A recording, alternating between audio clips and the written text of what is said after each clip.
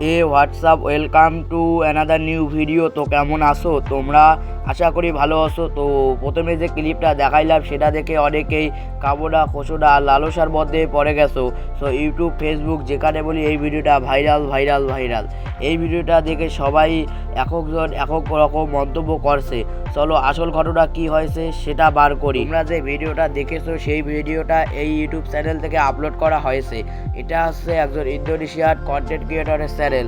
আমি তার অনেক ভিডিও টেনে টেনে দেখলাম, রহস্য টাইপের ভিডিও আপলোড করে আর কি।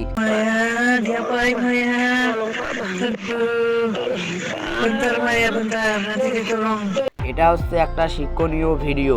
আমরা ভিডিওর শুরুতে দেখতে পাই একটা ছেলে ও একটা মেয়ে অবৈধ জেনার মধ্যে লিপ্ত হয়েছে।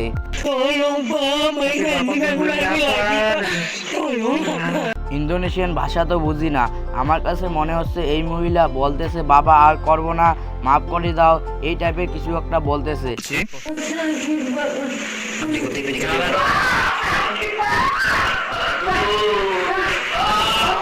আমি যে গাড়ির ক্লিপটা দেখাইলাম তারপর সেই গাড়ি থেকে এদেরকে একটা ঘরে আনা হয়েছে। এটা দেখে মনে হচ্ছে একজন মন্ত্র পড়ছে আর ওদের অনেক কষ্ট হচ্ছে, এই রকম কিছু বোঝাচ্ছে। এটা বেসিক্যালি একটা শর্ট ফিল্ম বানানো হয়েছে, তো এটা রিয়েলিস্টিক ভাবে বানানো হয়েছে।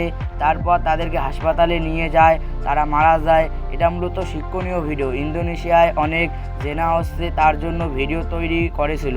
শুধু একটা দেশে নয়, পুরো পৃথিবীতেই জেনা হচ্ছে। তাই শারীরিক সম্পর্ক ও জেনা থেকে বিরত থাকুন, না হলে সৃষ্টিকর্তার গজব আসবে।